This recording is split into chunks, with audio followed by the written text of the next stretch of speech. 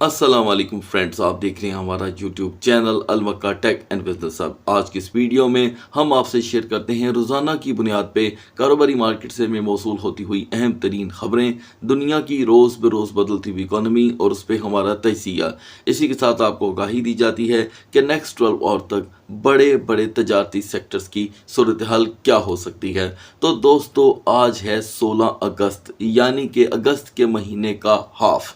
आपको ये बात जानना बड़ी ज़रूरी है कि अगस्त की हिस्ट्री ट्रेडिंग मार्केट के लिए ज़्यादातर कैसी रही है, क्योंकि अक्सर औकात ऐसा हुआ है कि अगस्त के मिड से एक ऐसे महीने का आगाज़ हो जाता है जिसे गोस्ट मंथ कहा जाता है। इसकी वजह क्या है, ये मैं आपको आज आपके इस वीडियो में आपके साथ शेयर करूंगा और उसके बाद आपको लेकर के चलूंगा जो अब तक बीटीसी और इथीरियम के ईटीएफ वॉल्यूम की रिपोर्ट है, ताकि हम जान सकें कि मार्केट के अंदर अगर एग्जिट आ रहा है तो उसकी वजह क्या बन रही है। फिर उसके बाद दोस्तों हम रुख इख्तियार करेंगे फंडामेंटल कॉइन की तरफ का। इससे पहले आपने क्या करना है, वीडियो को करना है लाइक, चैनल को करना है सब्सक्राइब। अगर आप चाहते हैं कि आने वाले दिनों में आपसे हमारी किसी भी एक वीडियो का नोटिफिकेशन मिस ना हो तो बेल आइकन के बटन के साथ साथ ऑल के बटन को भी क्लिक कर दीजिएगा। सो गाइज, मेरा आज का मौजू है कि ये गोस्ट मंथ आखिर है क्या, इसको जानना बड़ा ज़रूरी है। तो दोस्तों, साल 2020 से लेकर आज ये 2025 चल रहा है, इसमें हमने हमेशा अगस्त के मिड में जाकर के पुल बैक देखा है। आप चाहें तो बाकायदा इसकी हिस्ट्री पढ़िएगा। 15%, 13%, 17% हमेशा बीटीसी ने जितना भी पंप गेन किया होता है वो आकर के इसमें से निकल जाता है। अच्छा, अब ये सवाल यूं भी सॉल्व हो सकता है कि जी हर पंप के बाद डंप आता है, ये भी बिल्कुल करेक्ट है। इसलिए कि मार्केटें जब से साल 2025 का आगाज़ हुआ तब से लेके अब तक कहीं ना कहीं अपने अंदर बेटरमेंट ही लेकर के आई हैं। मैं सिर्फ आपसे इतनी रिक्वेस्ट कर सकता हूं कि आप टॉप 20 टोकन को जा कर के देख लें, वो साल 2024 की क्लोजिंग पे कहाँ पे थे, ठीक है, और आज अगस्त 16 तारीख को वो कहाँ पे हैं। तो अभी तो बज़ाहिर उन दोस्तों को तो ये मार्केट डाउन ही लग रही होगी जिन्होंने बिलफर्ज सोलाना में एंट्री सपोज 205 में ले ली, ठीक है, लेकिन उनके बारे में क्या कहेंगे जिन्होंने सोलाना को तवज्जो दी $30 पे। तो लिहाजा वो ज़रूर कमेंट सेक्शन में बताएं। तो दोस्तों, ये महीना मोस्टली बीटीसी में करेक्शन लेकर के आता है। इसको दो चीज़ों के साथ जोड़ा जा सकता है अगर आप थोड़ी सी भी सेंस यूज़ करते हैं। एक, अगर हम इसको गोस्ट मंथ का नाम दे दें जी कि अगस्त में हमेशा मार्केटें टूट जाती हैं, चलें ये ऐसे हो जाएगा जैसे मुंह पे चढ़ी हुई एक बात होती है। लेकिन हम ये क्यों नहीं देख रहे कि मार्केटों ने बहुत अच्छा बिहेवियर दिया और मार्केट ने 1,24,000 का जो बेरिश एंगल्फिंग पैटर्न था वो पूरा किया और अब मार्केट यहाँ से रिवर्सल हो रही है और अभी तक इसकी कोई सपोर्ट नहीं बन पा रही। तो हम दोनों को दरमियान में ऐड कर लेते हैं। अच्छा, अब हिस्ट्री क्या कहती है कि अगस्त के मिड से जो करेक्शन आता है वो कहाँ तक जाता है। तो दोस्तों, वो अगस्त के बाद आता है सितंबर। अब सितंबर में बात हो रही है रेट कट की। अगर रेट कट्स आ जाते हैं तो फिर तो ये महीना जिसे गोस्ट मंथ के नाम से जाना जाता है और पूरी मार्केटों में ट्रेड हो रही है, ये डिस्कस हो रही है। ये बात मैं दोबारा रिपीट कर दूं, हर मार्केट में डिस्कस हो रही है ये बात, ठीक है। तो अब अगर रेट कट आ जाता है तो ये महीना और ऐसी बातें जो हैं वो दम तोड़ जाएंगी। अच्छा, दूसरी तरफ 17, 15 और 13% तक की करेक्शन। अब आप मुझे ज़रा बताएं कि 1 लाख का 17% क्या होता है, ठीक है। 1 लाख का 17% सीधा सीधा 17,000 है। तो दोस्तों, अगर हम 1,24,000 की बात करें और 13% जैसे मिनिमम क्रैश को भी काउंट करें तो मार्केट के अंदर अभी 13,000 का क्रैश नहीं आया। अगर ऊपर वाला एक 22 भी काउंट कर लूँ, एक 24 भी, तो फिर भी 13% नहीं आया। इसका मतलब यह है कि एक 24 से लेके एक 16,800 तक का लो। अभी अगर मार्केट ने इस पुराने पैटर्न को फॉलो किया, घोस्ट पैटर्न को, तो फिर 1,02,000 की करेक्शन बनती है। तो यहाँ पर बहुत सी चीज़ें हैं जिन्हें आप ज़्यादातर लोग क्या करते हैं, अपने पुरानी हिस्ट्री को देखना शुरू कर देते हैं। लेकिन हम ये बात अब भूल गए हैं कि अब वो दौर नहीं रहा। अब जो दौर चल रहा है उसमें क्रिप्टो को अमेरिका के अंदर एक बेहतरीन हमायत हासिल है। ख़ास करके उनकी जो हुकूमत है, जो प्रेसिडेंट हैं, वो हमेशा कोई ना कोई पॉजिटिव बात करते रहते हैं सिर्फ और सिर्फ बिटकॉइन के लिए, ठीक है। तो लिहाजा हम इस चीज़ को चलें, मानते नहीं हैं लेकिन ज़हन में ज़रूर रख सकते हैं कि हाँ यार, अगर हम इस पिछले पुराने पैटर्न को फॉलो करें तो ऐसा भी हो सकता है। अब बढ़ते हैं दोस्तों आउटफ्लो की रिपोर्ट की तरफ। तो दोस्तों बिटकॉइन और इथेरियम ने यहाँ पर 40 बिलियन तक का यहाँ जो वॉल्यूम गेन किया था ETF की शक्ल में, उसका कल से हमें एग्जिट होता दिखाई दिया है, जिसे आउटफ्लो कहा जाता है। ये जो हफ्ता अभी गुजरा है दोस्तों, इसमें मार्केट ने 1,24,000 जैसा हाई लगाया जब PPI रिपोर्ट यहाँ पर थोड़ी बहुत लफ्जी तौर पर डिले हुई। तो उस वजह से अब पिछले हफ्ते को हिस्टोरिकल वीक कहा जा रहा है। जाहिर बात है, जिस भी हफ्ते में बिटकॉइन अपना एक नया हाई लगाएगा उसे तब तक हिस्टोरिक वीक कहा जाएगा जब तक कि अगला हाई नहीं लग जाता। Either were asleep for 11 months says वालचोनस, यानी कि जो वालचोनस हैं, जो ब्लूमबर्ग पे अपना तजिया देते हैं, बड़ा अहम तजिया होता है। उन्होंने कहा कि इथेरियम ने यहाँ पर अपने 11 महीने की जो खामोशी थी वो तोड़ी है और एक बड़ा वॉल्यूम देखने को मिला। Spot Bitcoin Ethereum it did about 40 billion in volume this week, biggest week ever for more than thanks to the Ether stepping a big massive number to the top 5 ETF stock market। तो दोस्तों आप यहाँ पर देख सकते हैं कि वाज़िया तौर पे ये वॉल्यूम बढ़ा और अब लोग प्रॉफिट टेकिंग कर रहे हैं। देखें, हमने 4788 के लगभग इथेरियम का हाई देखा है। तो देखें, पिछले हफ्ते जब मैं आज के दिन मार्केट डिस्कस कर रहा था, हम 3950 से 4080 के दरमियान थे। तो अब प्रॉफिट टेकिंग तो लोगों ने करनी थी ना, ठीक है। तो उसके बाद अब एक ये वजह बनी है मार्केट के अंदर क्रैश की। तो ये दो चीज़ें जो मैंने आपको स्टार्टिंग में बताई हैं, ये उन दोस्तों के लिए हैं जो वजह तलाश कर रहे हैं कि मार्केट क्रैश क्यों कर रही है। तो मुझे ऐसे लगता है, मेरी इस सोच से, मेरे नज़रिए से आप पूरी तरह इख्तलाफ कर सकते हैं कि हो सकता है कि ये दो वजूहात ना हो। बढ़ते हैं मार्केट की तरफ।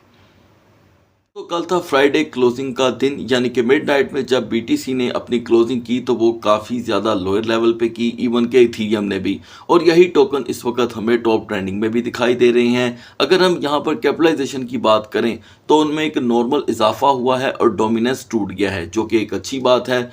और आज के दिन के लिए अभी भी BTC, इथेरियम और सोलाना अपनी कहीं पर भी फ्रेश सपोर्ट बना नहीं पा रहे। एक चीज़ अपने ज़हन में रखिएगा कि BTC ने 1,16,875 पे अपनी क्लोजिंग दी है, ठीक है। और इथेरियम ने अपनी क्लोजिंग 4,385 पे।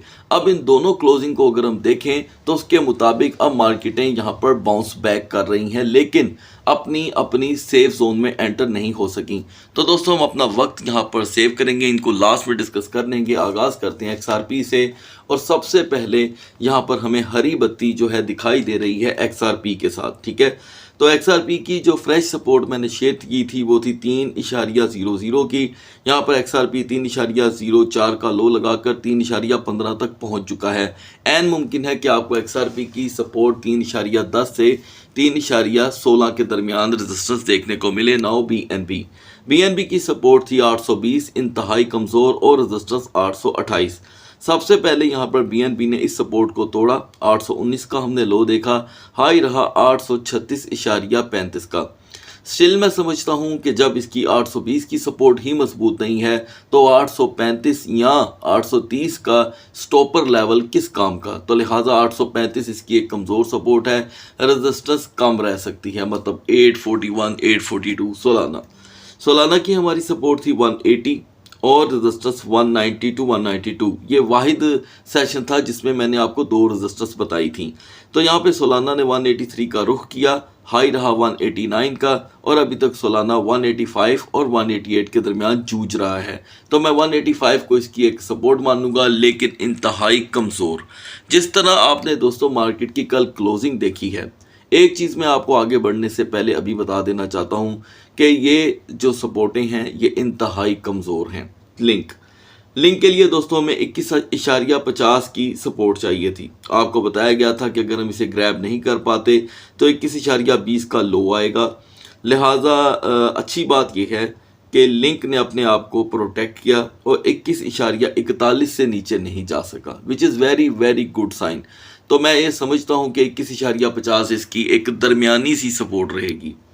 सुई के अंदर कोई ख़ास मूवमेंट नहीं आई दोस्तों, अलबत्ता 3.64 से 3.76 के दरमियान मूवमेंट है। इसका मतलब ये हुआ कि 3.60 का आप रूटीन में फिर से लो देख सकते हैं।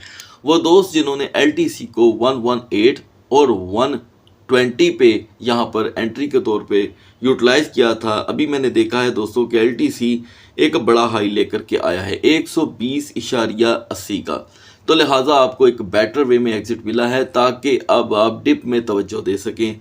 तो लिहाजा यहाँ पे LTC की एक नई स्लॉट बन रही है, वो है 108 से 115। ठीक है, इसके ऊपर आपने थोड़ी सी तवज्जो देनी है। नाउ यूनिस्वैप 10.70 की हमें यूनिस्वैप में रेजिस्टेंस चाहिए थी और मिडनाइट में दोस्तों यूनिस्वैप पहले से ही 10.60 और 65 के दरमियान रोटेट हो रहा था। मॉर्निंग होते ही यूनिस्वैप ने 10.52 का लो दिया, हाई रहा 11.14 का। नेक्स्ट 12 आवर के लिए मैं देख रहा हूँ कि यूनिस्वैप स्टिल वांट्स 11.25। अगर हम अभी भी 11 पे रह जाते हैं तो 10.50 का एक नॉर्मल नो रहेगा। पोल्का डॉट की सेम सूरत हाल है। नाउ बीजीपी के लिए हमारी नई सपोर्ट है दोस्तों 4.40 से 4.50। हम उसी पे यहाँ पे अभी वेट करेंगे और वर्क करेंगे। ईना ने दोस्तों अपने आप को फिर से एक मतलब 0.6975 से निकाला है, लेकिन अभी अदर टोकन की तरह ईना में भी कोई ख़ास मूवमेंट नहीं है। लिहाजा इसकी ब्रेकिंग जोन जो अब बन रही है बार बार वो है 0.7020 की। ये ब्रेकिंग जोन है, मतलब ये कि यहाँ पे ओवरस्टे इसको ब्रेक कर सकता है। टाओ के लिए हमारी फ्रेश सपोर्ट 350 की थी। टाओ ने इसे भाव भी नहीं दिया और लिहाजा 361 से 377 के दरमियान हाई वॉल्यूम के साथ कम बैक हुआ है। तो इस वक्त मार्केट के अंदर सिर्फ दो टोकन है जो हाई वॉल्यूम के साथ फिर तुर रहे हैं और वो है XRP और टाओ। अभी के लिए यहाँ पे टाओ को तरजीह दी जाएगी 370 पे और रेजिस्टेंस 378। इसी के साथ गाइज मैं यहाँ पर ऐड करना चाहूँगा ट्रम्प कॉइन जो बहुत ही ज़्यादा डिमांड में है आजकल, तो हम इसे इग्नोर भी नहीं कर रहे। मिडनाइट में आपको बताया गया था कि ट्रम्प की सपोर्ट $9 की है, अगर ये इसे ब्रेक करेगा तो ही टूटेगा।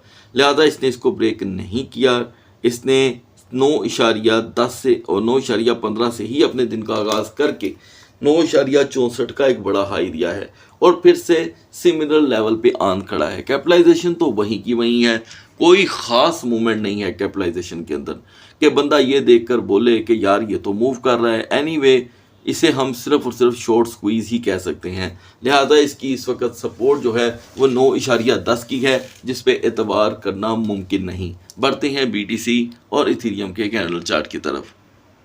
मिडनाइट से लेके अब तक BTC के प्राइस में आपको 1000 का एक प्लस मोमेंटम देखने को मिल रहा है विद द बुलिश सपोर्ट।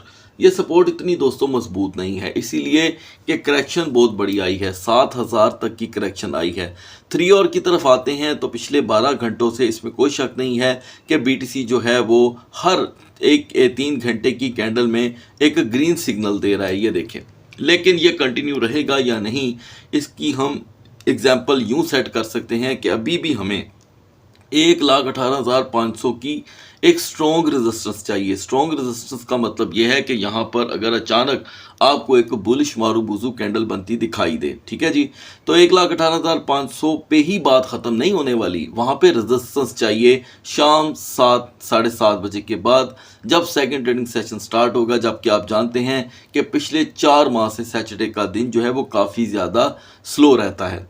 अब आ जाते हैं वीकर जोन पे। तो दोस्तों वीकर जोन अब इसकी 1,16,800 की है, जबकि परसों तक 1,17,800 थी।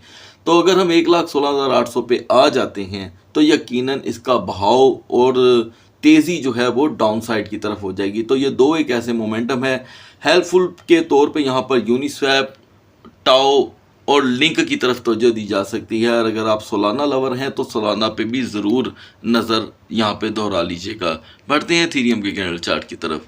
मिडनाइट में दोस्तों इथेरियम भी जो कि है 4385 तक आ पहुँचा था, ठीक है, और आपको बताया गया था कि यहाँ पर ओवरस्टे इसे 4350 तक ले जाएगा, लेकिन दिन का आगाज़ 4450 से होना चाहिए। लिहाजा मार्केट ने कर करा के एक स्ट्रगल की, लेकिन जैसे कि मैं हमेशा बताता हूं कि हमने सिर्फ पहला सेशन देखना होता है। तो पहले सेशन में इथेरियम ने एक बड़ा अच्छा मूवमेंट क्रिएट किया और ये 4491 का हाई दे चुका है। अचानक रिवर्सल हुआ 4409 का और अब फिर मार्केट 4450 पे है। इसका मतलब ये है दोस्तों कि डाउन साइड पे वॉलेटिलिटी आ जाती है जैसे ही मार्केट 4480 पे पहुंचती है। ठीक है, तो हमें यहाँ पर इस चीज़ पे ख़ास तवज्जो देनी होगी कि जब सेकंड ट्रेडिंग सेशन स्टार्ट होता है और इथेरियम 4480 पे रेजिस्टेंस ना पूरी कर पाता है तो इसका मतलब ये होगा कि मार्केटें फिर से हमें यहाँ पर चकमा दे सकती हैं। यानी कि आफ्टर द 7:30 PM 45 मिनट की आपको कैंडल्स देखनी होंगी जिसमें 15-15 मिनट की 3 कैंडल आती हैं। ठीक है, इससे ये हो जाता है कि हमें लेवल्स पे थोड़ा बहुत जो कि है यकीन होने की यहाँ पर जो कि है नोयत पैदा हो जाती है। लिहाजा अगर हम 4450 पे भी रहते हैं और 4480 पे चले जाते हैं तो इसे एक रूटीन मार्केट की एक स्लॉट कंसीडर करेंगे, लेकिन जिसे इस्तेहकाम कहते हैं दोस्तों वो हमें यहाँ पर अभी भी दिखाई नहीं दे रहा। तो वीकर जोन यहाँ पर इथेरियम की जो कंसीडर की जाएगी वो 4420 से 4405 की है। यहाँ पर ओवरस्टे इथेरियम को दोबारा 4350 4360 तक आसानी से लेकर के जा सकता है। हेल्पफुल टोकन के तौर पे जो टोकन हमें दिखाई दे रहे थे खास करके सुई, BGP कोर, ओंडू, ये भी यहाँ पर अभी करेक्शन पकड़ रहे हैं, तो मज़ीद करेक्शन पकड़ने के चांसेस रहेंगे। सो गाइस, अगली वीडियो तक अल्लाह हाफिज़।